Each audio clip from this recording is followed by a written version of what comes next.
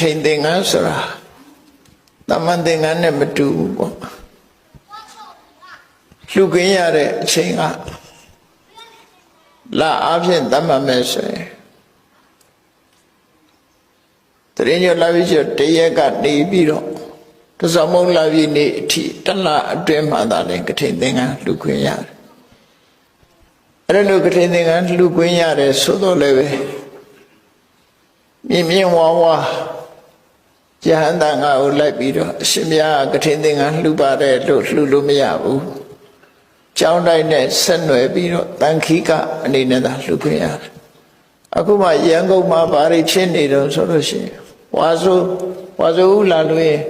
ဝါဆိုသင်္ကန်းမှာဖျားလို့လာလှူတယ်ဝါကျွတ်တာနဲ့တပြိုင်နက်ဒါကထိန်သင်္ကန်းမှာဖျားဆိုဟဲ့ကထိန်သင်္ကန်းလှူလို့မရဘူးလို့အဲ့ဒါလှူကထိန်သင်္ကန်းဆိုတာတန်ခိကပဲလှူလို့ရတယ်ဝါကျွတ်တာနဲ့ကထိန်သင်္ကန်းမဟုတ်ဘူးနော်ကထိန်သင်္ကန်းဆိုတာတန်ခိကပဲလှူလို့ရတယ်တန်ခိကဆိုတာအများပိုင်သင်္ကန်းပုဂ္ဂိုလ်တူတဲ့သွားပြီးတော့ကထိန်ခင်မှုဆိုသွားလှူလို့မရဘူးဒါကြောင့်မို့တန်ခိကစစ်လှူရမှာဖြစ်တယ်တော့တန်ဃာဆိုရင်တန်ဃာတွေအလုံးပိုင်ဆိုင်တဲ့သင်္ကန်းတစ်ခုဖြစ်သွားတယ်အဲ့ဒီအလုံးပိုင်ဆိုင်တဲ့သင်္ကန်းကိုမှကထိဏကံဆောင်ရွက်ဖို့အတွက်ဝိနည်းကိစ္စကျွမ်းကျင်တဲ့ကထိန်ခင်းတတ်တဲ့ယဟန်တစ်ပါးကိုတန်ဃာအနေပြီးတော့ကိုရောကထိန်ခင်းဖို့ဆိုပြီးပေးရမယ်ပေးတဲ့အခါကျတော့မှအဲ့ဒီယဟန်ကကထိဏကံလို့ဆိုကထိန်ခင်းခြင်းဝိနည်းကံကိုဆောင်ရွက်မှာဖြစ်တယ်အဲ့လိုဆောင်ရွက်တဲ့အခါမှာကြံရှိတဲ့တန်ဃာတွေကအနုမောဒနာပြုတယ်အနုမောဒနာဝမ်းမြောက်ကြောင်းထောက်ခံပြောကြားလိုက်ရင်အလုံးဟာကထိန်ခံမိတာဖြစ်တော့အဲ့ဒီနောက်ကျမှကထိန်အာနိသင်ဆိုရယ်ကထိန်အကျိုးကိုရကထိန်အကျိုးဆိုတာတွေကဟောဒီနာမန္တစာရ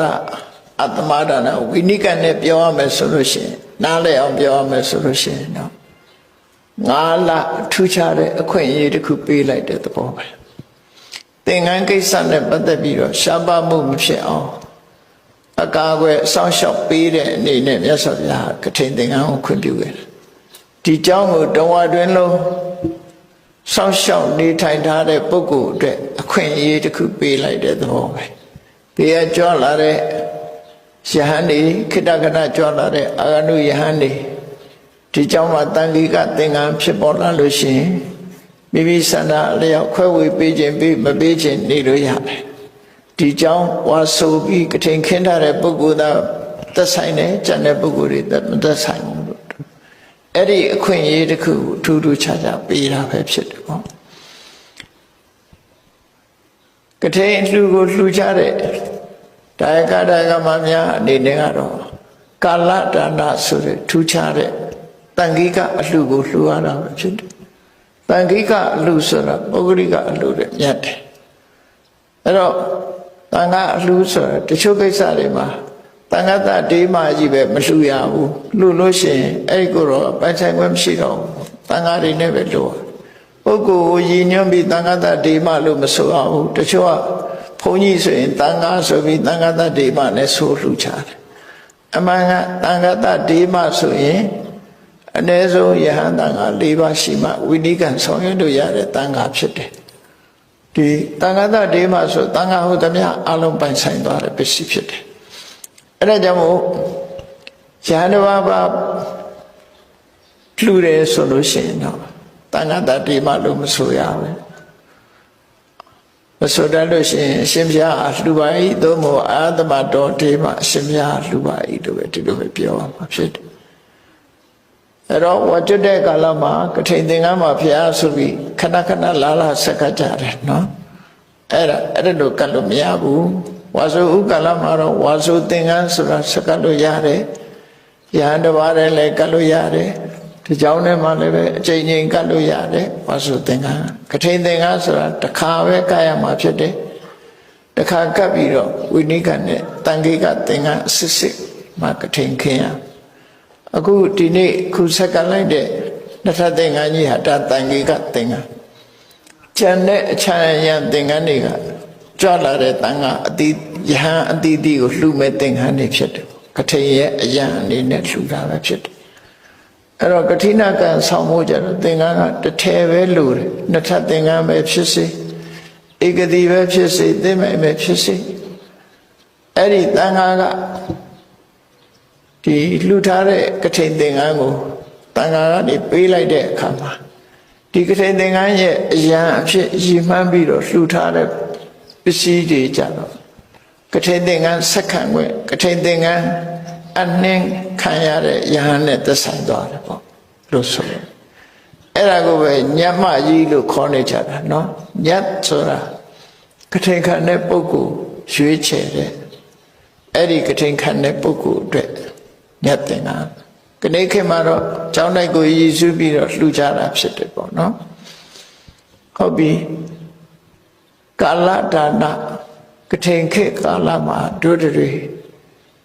ထူးခြားတဲ့ကထိန်သင်္ကန်းကိုကတ်လူခွင့်ရတာဟာခြေနဲ့ဆရာကောင်းတယ်ဘာကြောင့်ခြေနဲ့ဆရာကောင်းလို့ဆိုမြတ်စွာဘုရားသခင်ကိုရမြတ်ကိုယ်တိုင်ကရှင်ညွှန်းခဲ့တာရှင်ညွှန်းခဲ့တယ်ပြီးတော့ကောရမီကသူကိုယ်တိုင်သင်္ကန်းရက်လုစေပြီးသူကိုယ်တိုင်စီမံထားတဲ့သင်္ကန်းကိုမြတ်စွာဘုရားကိုလှူတဲ့အခါမှာမြတ်စွာဘုရားကတံဂေတွံကောရမီထေဟိတန်ခါကိုလှူလိုက်ပါလို့တိုက်တွန်းတယ်ဘုရားအတွက်ရည်ညွှန်းလာတာကိုမြတ်စွာဘုရားတန်ခါကိုလှူလိုက်ပါလို့ညွှန်ပေးလိုက်တာဒီတော့ကောရမီကြီးရဲ့စိတ်ထဲမှာတော့မြတ်စွာဘုရားအပေါ်မှာတန်ရောစဉ်အခြေခံတဲ့စိတ်နဲ့လှူတာပေါ့နော်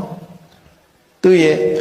တူအရင်လည်းဖြစ်တယ်ငယ်စဉ်ကတည်းကမွေးစားသားလို့ပြောရလည်းရတာပေါ့နော်ခုခေတ်လို့ဆိုရင်မိတွေးလို့ဆိုတာကြတော့အဖေရဲ့နောက်မိန်းမကိုပြောတာမဟုတ်ဘူးဒီနေရာမှာမိတွေးဆိုတာမာတုဆာအတော်တော်တယ်မြတ်စွာဘုရားရဲ့အတော်အရင်ဖြစ်တယ်ဘေရောမာယာရဲ့ညင်မအရင်ဖြစ်သည့်အတွက်ကြောင့်မိတွေးဆိုတဲ့ဝေါဟာရဗမာပြည်မှာ2မျိုးဖြစ်နေတယ်နော်အဲ့တော့ထင်ရှားတဲ့ဟာကအတိတ်ပဲတစ်မျိုးဖြစ်နေတယ်ဒီနေရာမှာမြတ်စွာဘုရား